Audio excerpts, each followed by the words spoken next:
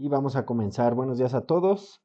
Hoy vamos a hablar un poco de seguridad e implementación, ¿ok? Un poco de despliegue automatizados que podemos hacer con la nube, ¿ok?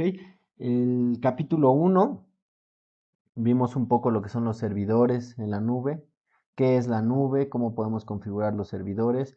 Vimos algunos temas de cómo podemos identificar lo que antes conocíamos como cómputo tradicional y ahora cómo ha ido evolucionando cómputo ya en la nube, ¿ok? Eso fue el día número 1, bueno, el capítulo número 1. El capítulo número 2 comenzamos a ver todo lo que fue OBS, Object Storage Service, son servicios de almacenamiento. Y otro servicio que se llama EBS, Elastic Volume Service, que son servicios para, pues idénticos a un disco duro que podamos nosotros tener en nuestras máquinas, pero ahora en la nube. El día de hoy, como les comento, vamos a hablar de seguridad y despliegue automatizado. Cuando terminemos este capítulo, el día de hoy, van a poder entender un poco más cómo funciona la seguridad de Huawei Cloud en cuanto a los componentes que podamos tener en la nube, cómo podemos gestionar nuestras cuentas de Huawei. Vamos a entender por ahí un poco de los ejercicios cuando nos dan una cuenta, usuario y password, que nos dicen da clic en el usuario AIM. Vamos a entender qué significan estos tipos de usuarios, ¿ok? Cómo podemos configurar diferentes tipos de usuarios para el acceso y la gestión de todos nuestros servicios en la nube y cuáles son las mejores prácticas y operaciones seguras para poder acceder a la información que nosotros tenemos, ¿ok? Recuerden que todos estos conocimientos de Huawei Cloud, pues si bien lo estamos viendo con el proveedor de servicios Huawei, nosotros somos Huawei y estamos obviamente mostrándoles cómo pueden utilizar nuestra tecnología, pues hay una gran similitud para los otros servicios que están en la nube, ¿no? O sea, servicios de proveedores competitivos como lo que son AWS o Microsoft Azure, etcétera, etcétera. La ventaja con Huawei pues son algunas funcionalidades, los costos y las ventajas que hemos estado viendo poco a poco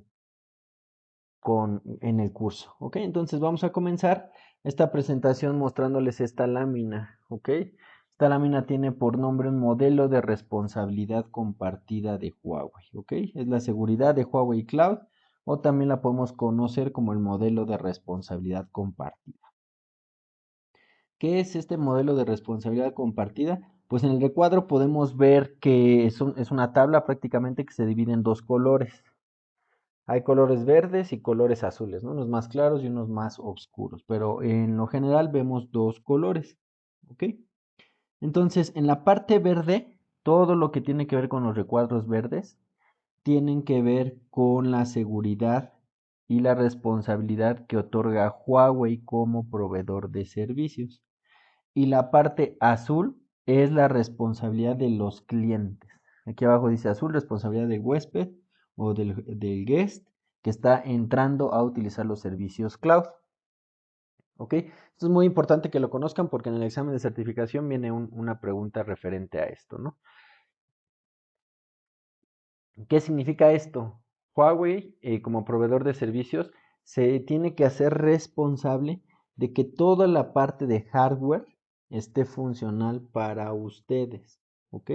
Los usuarios no, los usuarios, en este caso ustedes, no se tienen que preocupar por esto, ¿ok? Si en el site donde están alojados los servidores de una región y de una availability zone que hemos visto están caídos, pues ustedes están rentando prácticamente esos servidores, ¿no? Entonces podrían levantar una queja, podrían decir que no está funcionando el servicio. Entonces Huawei como proveedor de servicios tiene la responsabilidad de que siempre estén funcionando nuestros servicios para que cuando ustedes los utilicen se mantengan en alta disponibilidad.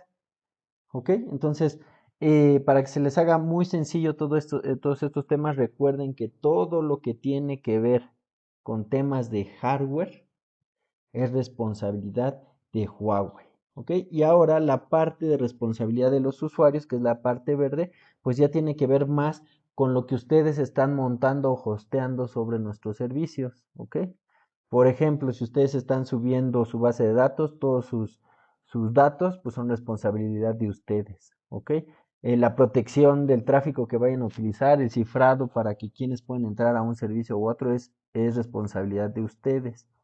¿Quién puede acceder a un servidor y quién no lo puede quién no puede acceder, quién lo puede levantar, quién lo puede bajar, todas las configuraciones o cuentas de usuarios que se puedan generar dentro de esta infraestructura, pues son responsabilidad de ustedes, ¿ok? Esa es la gran diferencia. En verde, responsabilidad de Huawei, que tiene que ver prácticamente con todo lo que es el hardware.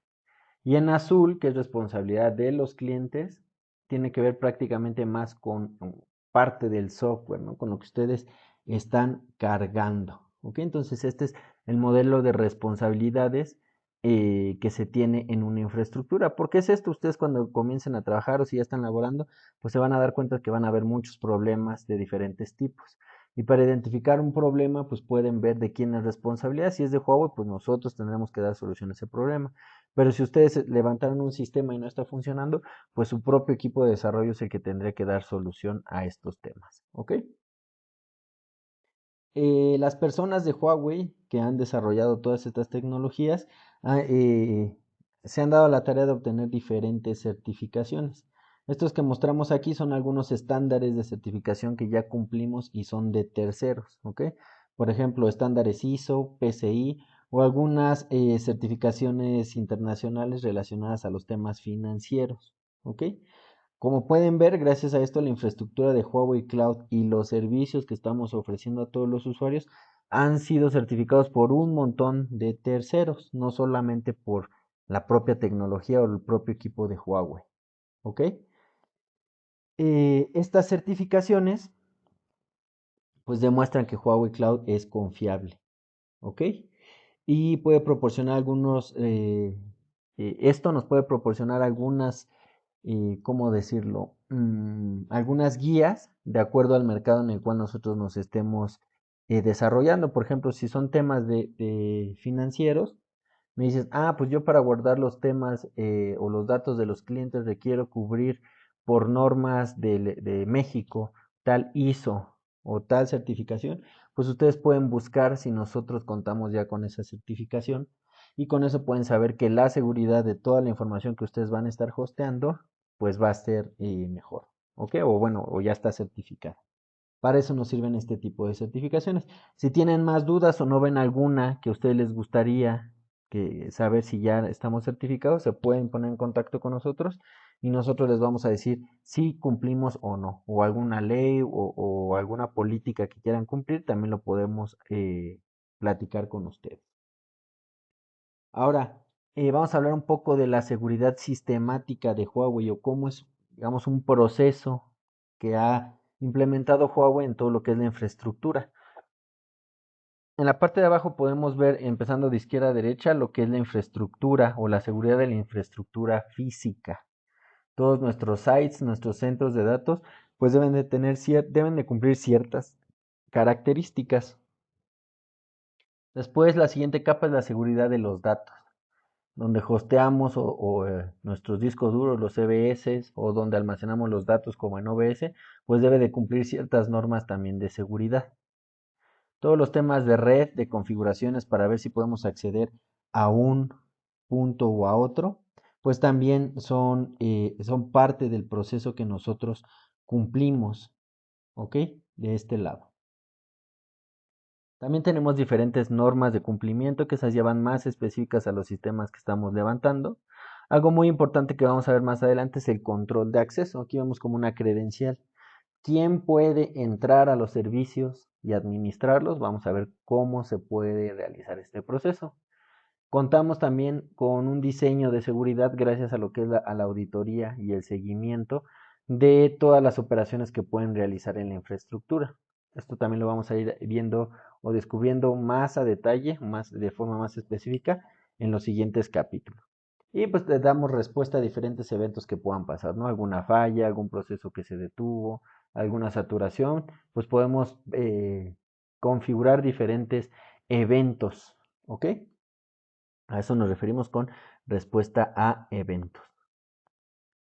Ahora, vamos a comenzar a identificar un poco qué es el servicio de IAM, ¿ok? Para los que hayan hecho ya el ejercicio número 1, pues recuerden que cuando ustedes están accediendo a la consola, les dice credenciales IAM o IAM User. Vamos a ver qué es un IAM User y por qué se gestiona así. ¿Ok? ¿Qué es el servicio IAM? Es un servicio que nos va a ayudar con la gestión de la identidad y de los accesos. Por sus siglas es Identity and Access Management. ¿Ok?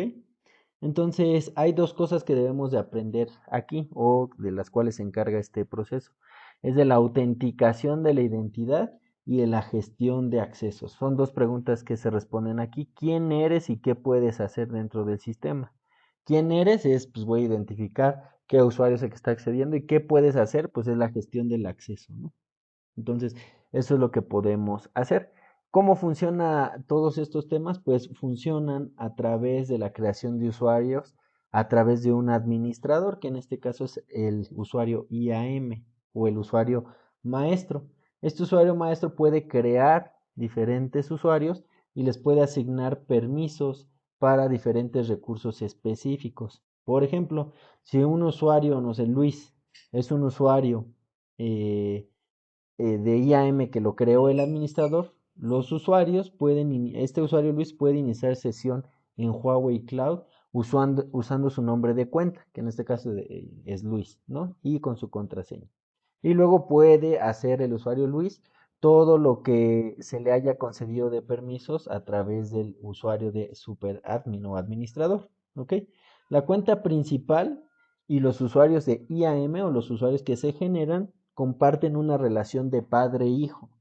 Vean a la cuenta principal como el padre y a los usuarios IAM como los hijos.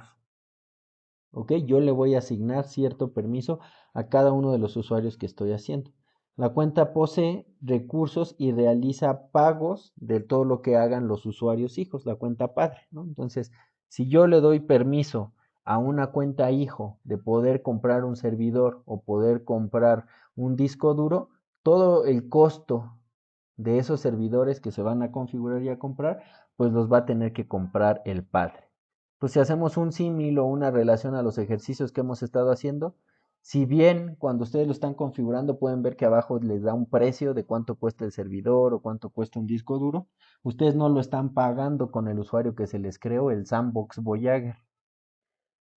Quien lo está pagando es Huawei, que creó el usuario padre o es el usuario padre, ¿ok? Entonces, por eso es que ustedes acceden a los laboratorios a través de estos usuarios. Es el ejemplo más fácil con el cual pueden hacer como que match de lo que hemos estado haciendo. El administrador puede modificar o revocar los permisos de cada usuario hijo en cualquier momento, ¿ok? Entonces es importante que también lo conozcan. Ahora, hay dos métodos de autenticación. El primero prácticamente ya lo conocen, ¿no? Vamos a comenzar con la identidad del usuario de acceso, ¿ok? Para identificar o verificar a este usuario, el primer método es accediendo a través de la consola. Tenemos que ver quién eres y en este punto vamos a utilizar tu usuario y tu password, que sería IAM user username o email address que vemos en este campo o I am user password y el I am user password. Arriba, donde dice tenant name o Huawei Cloud account name, pues es la cuenta padre, a quién está asociado este hijo. Por eso es que vemos tres campos cuando nos logueamos de esta forma. ¿Ok? Entonces, si nosotros tenemos muchos usuarios que quieren acceder a un servicio, no usamos la cuenta principal para iniciar sesión, sino usamos el usuario IAM que se ha generado. Así es como ustedes están accediendo a los servicios. ¿Ok? Entonces, por lo tanto, pues van a estar teniendo todos los permisos de creación o eliminación o edición de funciones dentro de la consola de Huawei gracias a los permisos que les haya otorgado, ¿no? Entonces, este es el primer método de acceso a la consola o al mundo de Huawei Cloud. Creo que ya todos lo hemos hecho, ¿no? A través de los ejercicios o de los laboratorios. Una vez que accedemos, podemos entrar a la consola y ya vamos a ver todos los servicios, ¿ok? Una vez que nosotros accedemos, no significa que tenemos autoridad para hacer cualquier cosa, porque recuerden que quien nos ha asignado los permisos es el usuario IAMUser. No sé si a alguno de ustedes les pasó en los ejercicios que cuando hacen algo mal o una configuración diferente, les va a marcar el ejercicio que no tienen los permisos para hacer esas acciones. ¿Por qué es esto? Pues porque la cuenta padre no les dio permiso para realizar esas ejecuciones dentro de la consola, ¿ok? Entonces, por eso es que funciona así la consola de Huawei. El segundo método de autenticación, les mencioné que hay dos, el primero es usuario, password y el account name. Y el segundo es que quizá ustedes necesiten acceder de forma programática a los servicios, ¿no? Imagínense que ustedes generan un API o tienen un servidor y se necesitan loguear de manera remota a través una forma programática, no de una forma visual a través de la consola. Entonces, para esto existe el método 2 de acceso. Y esto es a través de una clave de acceso que se llama AKSK. Es importante que conozcan estos dos métodos y los recuerden. Uno es por usuario y password y el otro es por las claves AKSK. Cada usuario que pueda acceder a la cuenta puede generar dos claves de acceso, dos pares de claves de acceso AKSK. ¿Ok? Y con estas claves, pues nosotros las podemos poner en un encabezado de un API para generar una autenticación, etcétera, etcétera.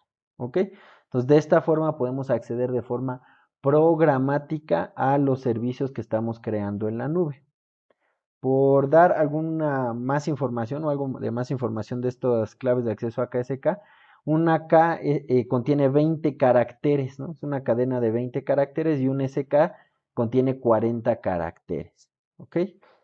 Un par de AKSK se utiliza solo para el acceso a las APIs, ¿ok? Entonces, bueno, esto es solo un ejemplo de cómo pueden acceder con estas claves, ¿ok? No sé si quedó claro o si hay alguna duda de los dos métodos de cómo podemos inicializar o entrar a lo que es la infraestructura de Huawei. Uno es a través de nuestro usuario y password y el account name, y otro es de forma programática con las llaves AKSK. ¿Okay? Entonces ya vimos cómo podemos acceder, ya vimos cómo podemos déjenme ver si puedo hacer más chico esto, creo que no. Ya vimos cómo funciona la cuenta padre y la cuenta hijo. Ahora vamos a ver cómo podemos asignar permisos a todos los usuarios, ¿no? Entonces, desde la perspectiva de la gestión o la administración, IAM también nos proporciona un concepto que se llama grupo de usuarios. Los grupos de usuarios se establecen para que podamos gestionar diferentes usuarios en grupo, individuales en grupo. ¿Ok?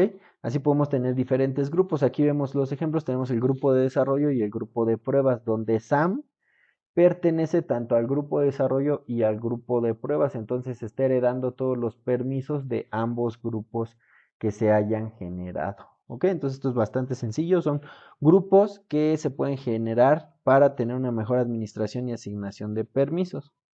¿Cómo es que se asignan los permisos? Pues de una forma muy sencilla, es a través de un archivo JSON como el que vemos en pantalla del lado izquierdo, ¿ok?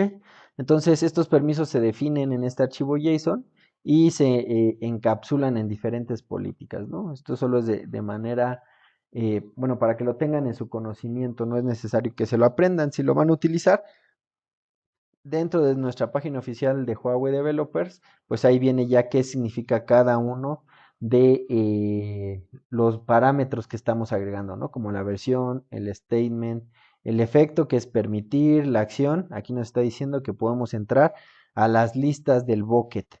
¿Qué otra acción tenemos? La opción get, o sea, este permiso para este usuario nos va a permitir acceder a las listas de archivos de OBS que se hayan subido. Recuerden que esto de OBS lo vimos ayer. ¿Okay? Entonces, de manera muy sencilla, esto significa. También, aparte de los permisos, tenemos políticas. ¿Ok?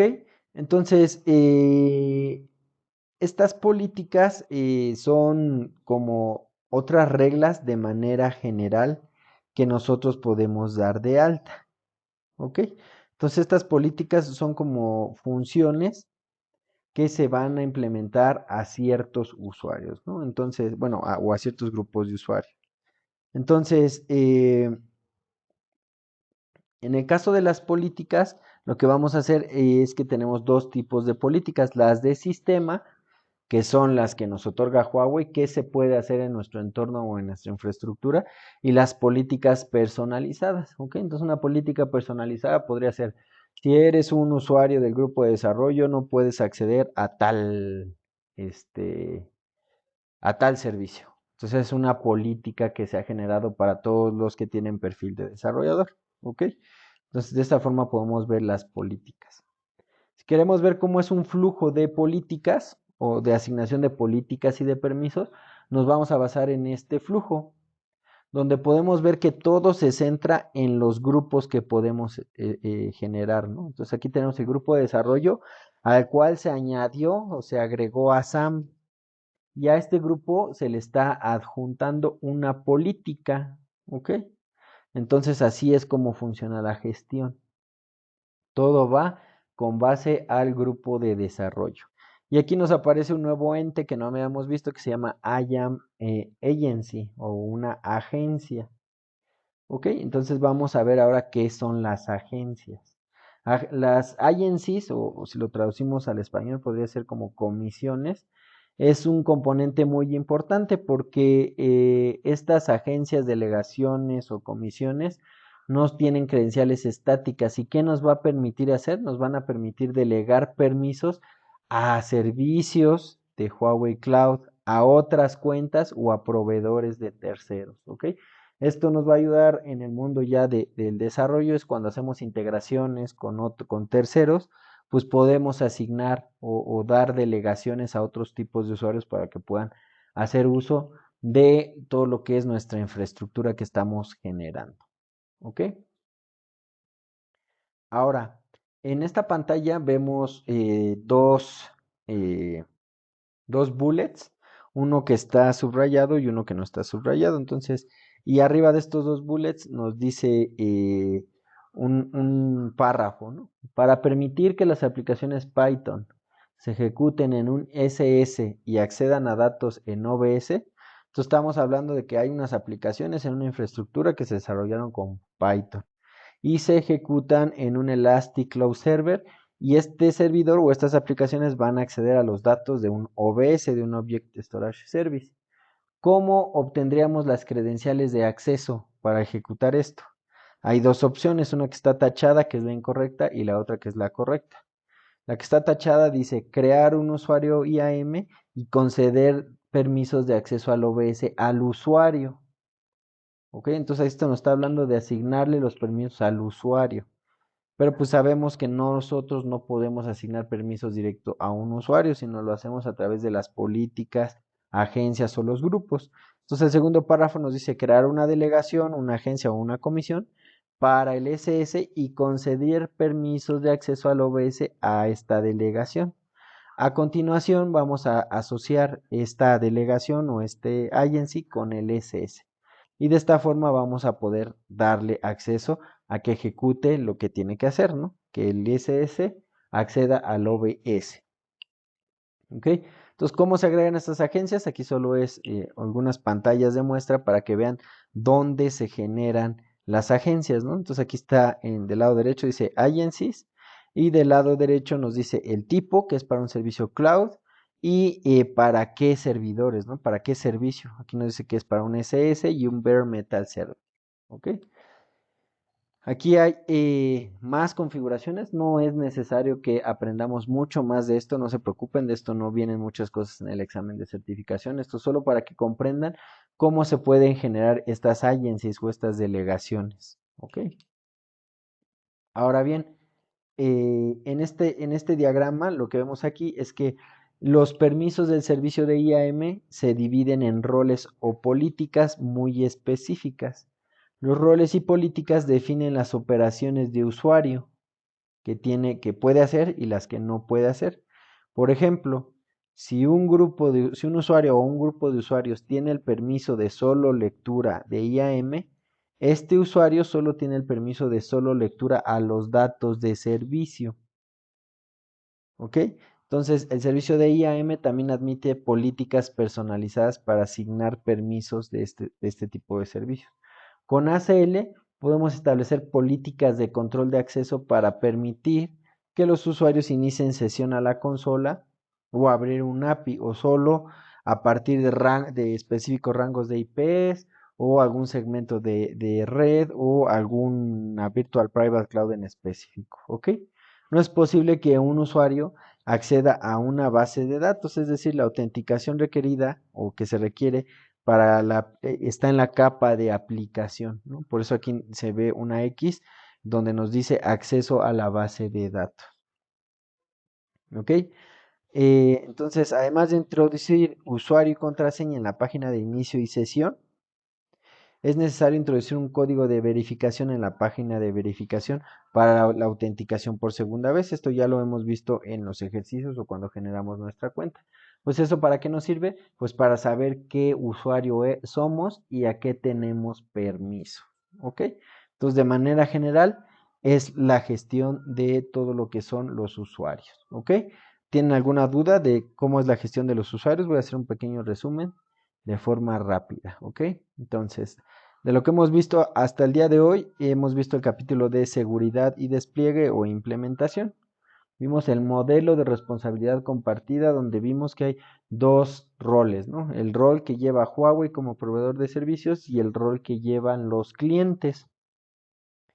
Huawei pues prácticamente tiene la responsabilidad de que toda la infraestructura, todos los temas de hardware que ustedes están rentando pues estén disponibles en alta disponibilidad y ustedes como huéspedes o como usuarios que adquieren un servicio pues son responsables más de la capa ya del software y de sus aplicaciones.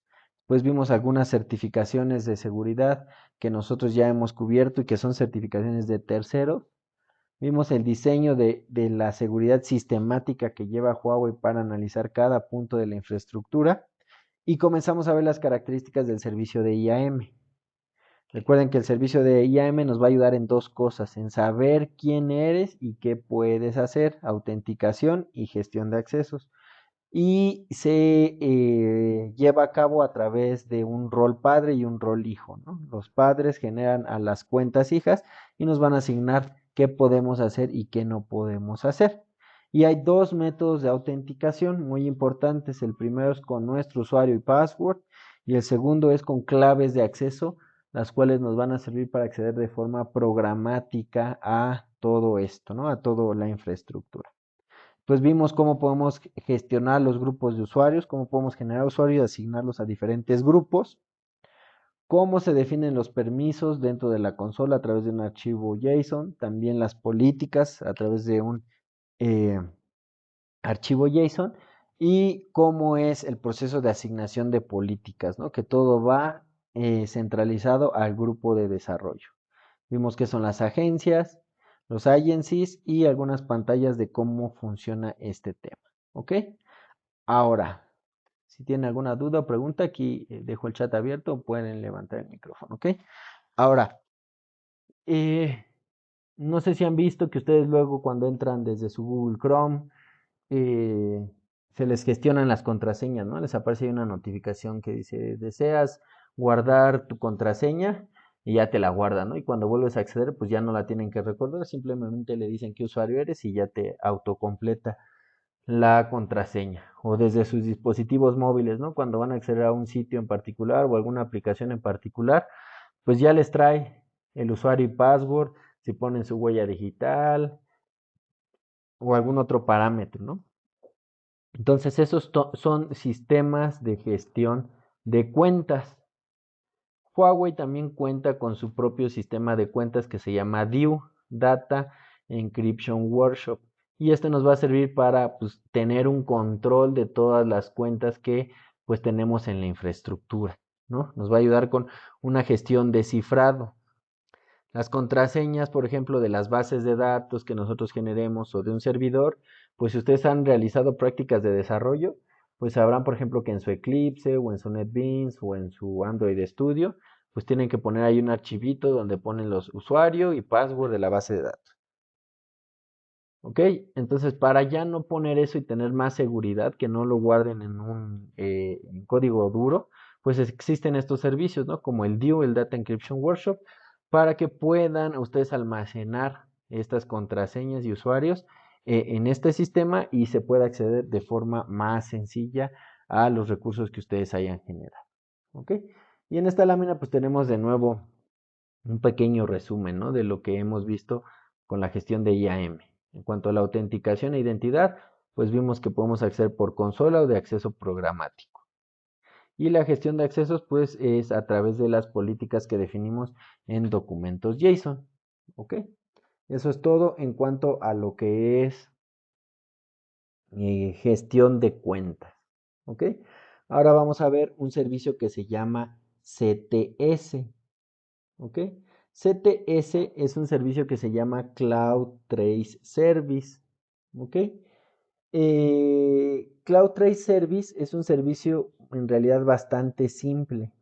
Va a registrar toda la información sobre las operaciones que se realizan en la nube de Huawei. ¿Ok? ¿Qué incluyen estos registros? Pues qué IP, qué usuario lo hizo, qué acción hizo, etcétera, etcétera. No es como guardar los logs de todo lo que se está ejecutando. ¿Ok? ¿Para qué? Pues para casos de troubleshooting. Esto es muy común cuando ya estamos implementando sistemas y pasa algún error en producción, por ejemplo, pues queremos ver qué fue lo que pasó. Entonces tenemos que entrar a los logs para analizar cuál es el problema. ¿Ok? Entonces este servicio es gratuito, muy importante esto, ¿no? Es gratuito los primeros 7 días. Bueno, el almacenamiento por 7 días es gratuito, mejor dicho, ¿no? Entonces, el día 8 se va a eliminar el día 1 y el día 8 se va a convertir en el día 7, ¿no? Entonces, siempre va a tener los últimos 7 días de almacenamiento. Si ustedes quieren, por alguna política que su empresa tenga o algún requerimiento, almacenar más tiempo estos logs, pues una opción fácil es guardar estos logs como un objeto que ayer veíamos en el servicio de OBS. Ok, recuerden que con OBS pues, podemos almacenar hasta 48 terabytes, entonces es bastante inmenso lo que podemos guardar en estos objetos. Pero si utilizan OBS, recuerden que este servicio sí se cobra, OBS sí se cobra. CTS es gratuito los primeros 7 días y OBS se cobra por lo que ustedes estén utilizando en los servidores. ¿Ok? Y ahora vamos a ver por último lo que es el despliegue automático. ¿Ok? Entonces ya acabamos de ver temas de autenticación, ahora vamos a ver el despliegue automático o automatizado. Entonces, ¿qué pasa cuando nosotros vamos a liberar o vamos a tener una ventana de mantenimiento? Vamos a implementar diferentes acciones o vamos a crear diferentes servidores, diferentes subnets, VPCs en diferentes ambientes, ¿no? Imagínense que ustedes están en una empresa de desarrollo o de tecnología y tienen 3 ambientes: el ambiente de pruebas, de preproducción y el producción. Entonces, pues cada cosa que hagan lo tienen que replicar en los 3 ambientes. Imagínense una infraestructura gigante, pues las ventanas de mantenimiento, las configuraciones que tienen que hacer, pues son muy riesgosas o hay un alto riesgo de que se pueda cometer un error. Entonces, para eso existen este tipo de servicios que se llama AOS, Application Orchestration Service, AOS, Servicio de Orquestación de Aplicaciones. Este servicio es una plantilla en formato YAML o JSON y pues nos va a ayudar a gestionar todos los pasos que tenemos que hacer para la implementación automatizada de nuestros despliegues, ¿no? Por ejemplo, crear una instancia, actualizarla, eliminarla, dar de alta una subnet, una subred, etcétera, etcétera. ¿Ok? Como les mencionaba, pues en el ejemplo, esto es muy utilizado para escenarios donde tenemos múltiples ambientes, porque nos va a ayudar a agilizar todo el proceso de despliegue.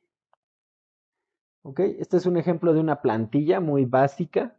Está en formato JSON, ¿no? Entonces nos dice qué nodos se van a tocar, el tipo, es una VPC de Huawei, qué propiedades, qué bloques IP, qué subnet está creando, en qué availability zone y esta availability zone qué bloques de IP está utilizando. Todos estos conceptos los vimos en la clase en el capítulo 1. ¿Ok? Entonces aquí se ponen en esta plantilla de forma que cuando se ejecute, cuando esta plantilla se mande al motor del Application Orchestration Service, pues va a ejecutar todos los pasos, ¿no? En este ejemplo, pues va a crear una Virtual Private Cloud, va a generar una subnet para acceso externo, una subnet de frontend y una subnet de datos, ¿no? Y en la subnet, en la primera subnet va a agregar una NAT Gateway, en la segunda va a crear una IP y va a agregar un servidor. Y en la tercera va a utilizar ahí bases de datos, ¿no? Entonces, este servicio va en orden de cómo lo hayan puesto en la plantilla, ¿no? O va a ejecutar las acciones de acuerdo a cómo las hayamos colocado en la plantilla. Ok, entonces para eso nos sirve este servicio de AOS y es gratuito. El servicio es gratuito. Los servicios que vayan a ocupar o que estén ejecutando dentro de las plantillas no lo son. ¿A qué me refiero? Pues ustedes utilizan el servicio de orquestación, es gratis, pero si dentro de este servicio ustedes están implementando un SS, un Elastic Cloud Server, un servidor, pues ese sí va a tener un costo. ¿Ok? Así es como funciona. Y estas plantillas, pues también ustedes pueden encontrar muchas en el mercado o las pueden compartir. Hay muchas que ya se han ejecutado que ustedes pueden reutilizar para hacer más fácil su trabajo. Solo tengan en cuenta pues, que tienen que pensar o que ver bien pues los valores de los parámetros que están en cada una de estas plantillas. ¿Ok? No sé si tengan alguna duda o comentario hasta aquí.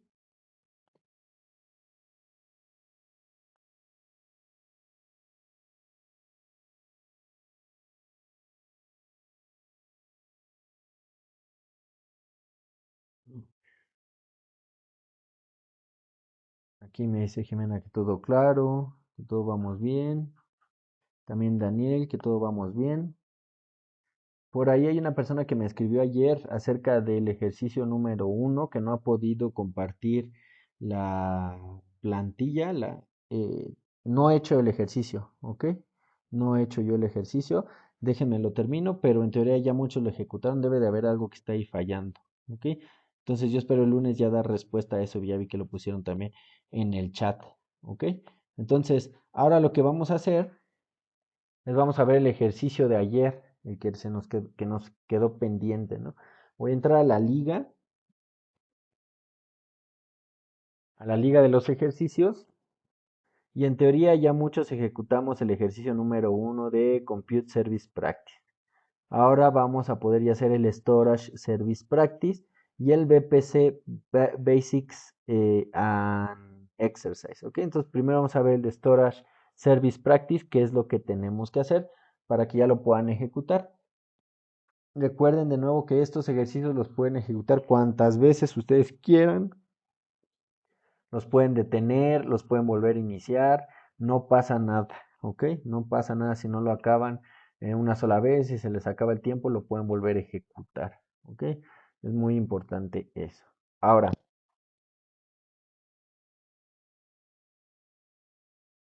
voy a loguear antes para que no pase nada. Cuando nos logueamos con nuestra cuenta solo es usuario y password porque es un usuario normal. Pero cuando ya entramos con I am user ya significa que este usuario está asignado a una cuenta. Es la diferencia, ¿no? De los tipos de cuentas. Por si había duda de eso, de lo que vimos en el tema de hoy. Estoy logueando.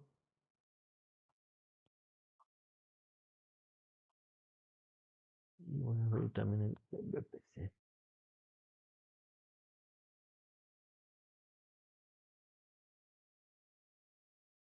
La disculpa, está un poco lento mi internet.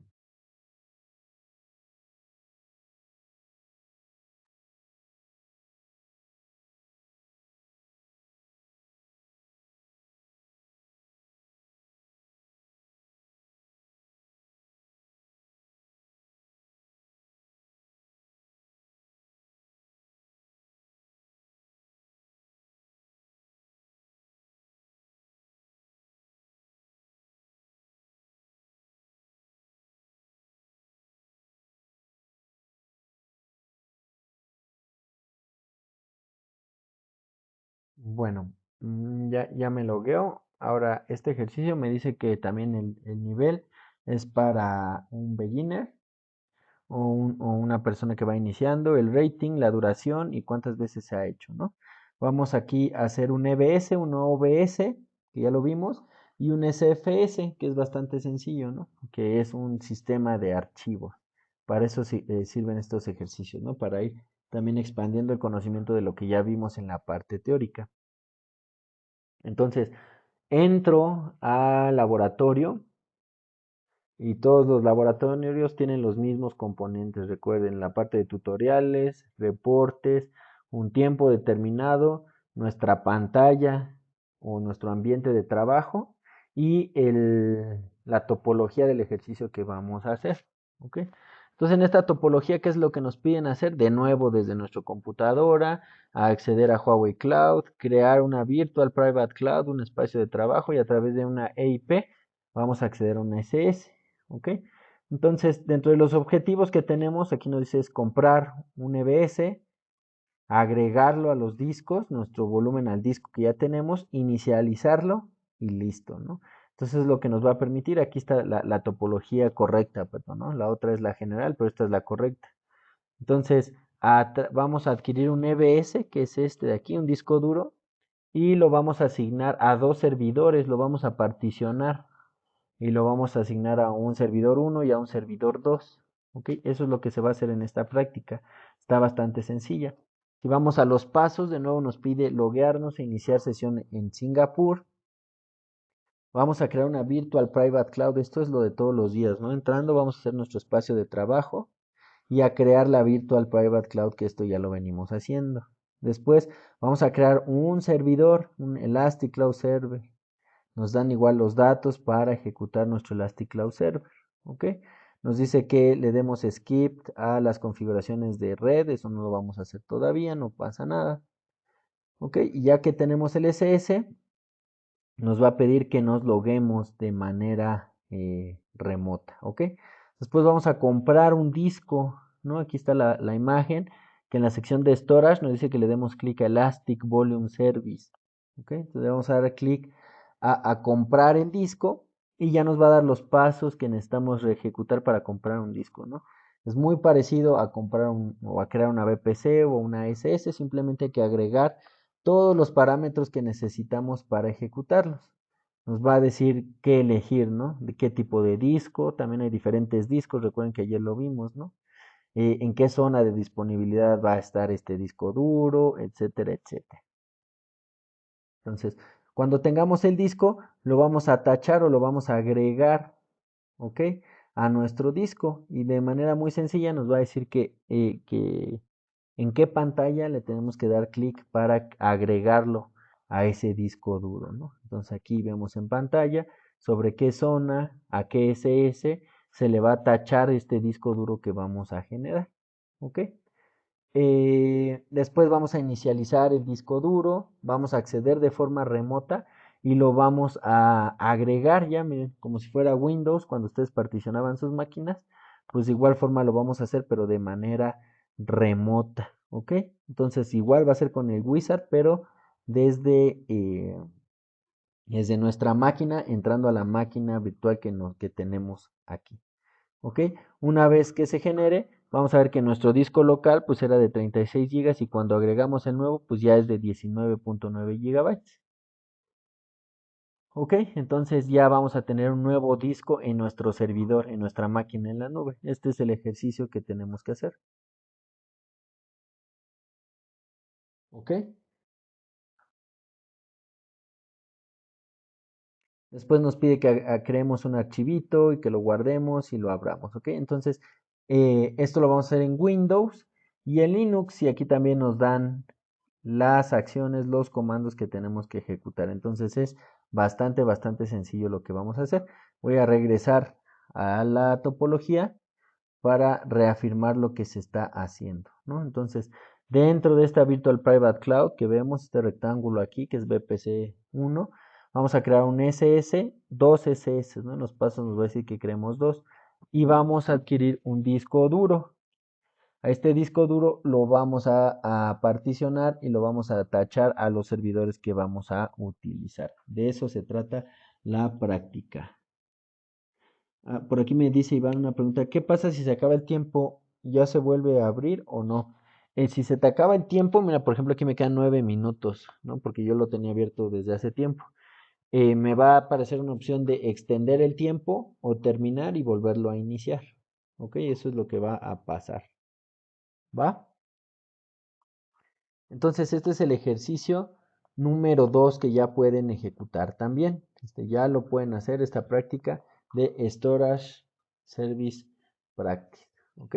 Y ahora vamos a ver el ejercicio número 3, que también ya se puede hacer con los conocimientos que tenemos, que es Virtual Private Cloud Basics and Exercise, ¿ok? Y este dura 60 minutos. Entonces, si este fin de semana tienen tiempo de ejecutarlos, estaría excelente para que el lunes veamos si tienen alguna duda, ¿ok? Entonces abro el ejercicio y le voy a dar iniciar. Es Start Exercise.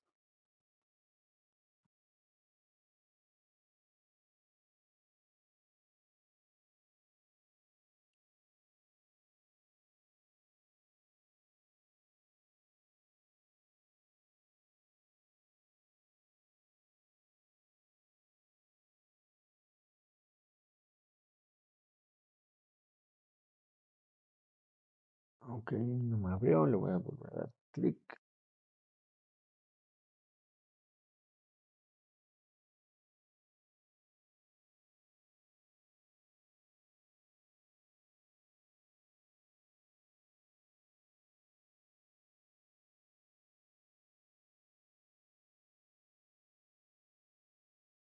Aquí ya me está abriendo, vamos a darle un momento.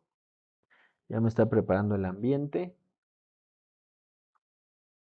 De igual forma tenemos la sección de tutoriales, reportes, BPC Basics Exercise, bueno, que es nuestro ambiente y nuestra topología y la interfaz, ¿ok? Aquí está la interfaz. Entonces, en este ejercicio nos dice pues que nos loguemos como IAMuser de nuevo en la cuenta. Después en este ejercicio aquí está la topología de qué es lo que se va a hacer. Se van a crear dos Virtual Private Clouds, una VPC1 y una VPC2.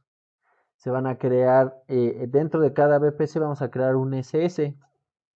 Vamos a crear una EIP, Elastic IP, para acceder desde Internet a este servidor. Y en la otra, en lo que vamos a hacer es que a través de VPC Peering vamos a tener una conexión entre dos servidores, ¿no? Entre dos Virtual Private Clouds, ¿ok? Entonces, ¿cuál es el procedimiento? Primero es crear las configuraciones básicas de las VPCs, después configurar las configuraciones, valga la redundancia de seguridad, y después las configuraciones de conectividad. ¿Ok? Entonces vamos a entrar, de nuevo vamos a crear una Virtual Private Cloud. Después de esta Virtual Private Cloud, vamos a ver cuántas, bueno, vamos a entrar a las configuraciones y vamos a crear otra, ¿no? Bueno, la Virtual Private Cloud, perdón. Después ya la creamos. Pues vamos a crear las subnets, ¿ok? Entonces dentro de las subnets aquí nos dice dónde generarlas. Por default recuerden que siempre se genera una. Se pueden generar otra. Aquí vamos a crear otra subnet, ¿ok? Esto se puede hacer de una forma muy sencilla. Nos va dando el paso a paso de cómo hacerlo y después vamos a agregar las configuraciones de seguridad. Vamos a crear los grupos de seguridad, los security groups que veíamos ayer. ¿Cómo le vamos a dar acceso que tenga de una a otra el acceso? ¿No? Esto es lo que vamos a estar haciendo en esta práctica. Nos va a decir el nombre del security group, nos sugiere que le pongamos test. Y una vez que terminemos, lo vamos a ver ya creado en la consola. ¿Ok? Después vamos a agregar algunas reglas, nos dice, por ejemplo, aquí vamos a borrar las reglas de TCP por el puerto 80 y TCP 443, que son reglas para que puedan acceder a esta subnet, a estos servidores, ¿ok? Después vamos a crear dos SS, dos Elastic Cloud Servers. Ya tendríamos las VPCs, ya tendríamos las subnets, y ahora vamos a crear dos SS, aquí nos dice, ¿no? Nos va dando los datos, si son Windows o si son Linux, nos vamos a acceder para que veamos que está bien.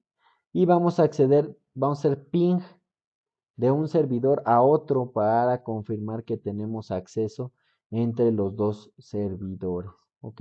Y de esta forma, pues es el ejercicio que vamos a ejecutar. Estos dos ya también los pueden realizar.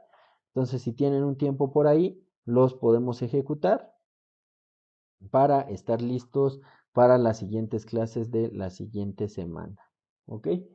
Si vamos teniendo dudas, por ahí tenemos una clase o un día en la cual podemos solucionar una sesión de dudas y preguntas de los laboratorios y podemos ejecutar uno en conjunto, ¿no? También. Pero aquí lo padre o la libertad que les da Huawei es que lo pueden hacer en cualquier momento con los usuarios que ya tienen. En cualquier momento lo pueden ejecutar las veces que ustedes quieran. ¿Ok? ¿Hay alguna duda o pregunta acerca de lo que hemos visto el día de hoy?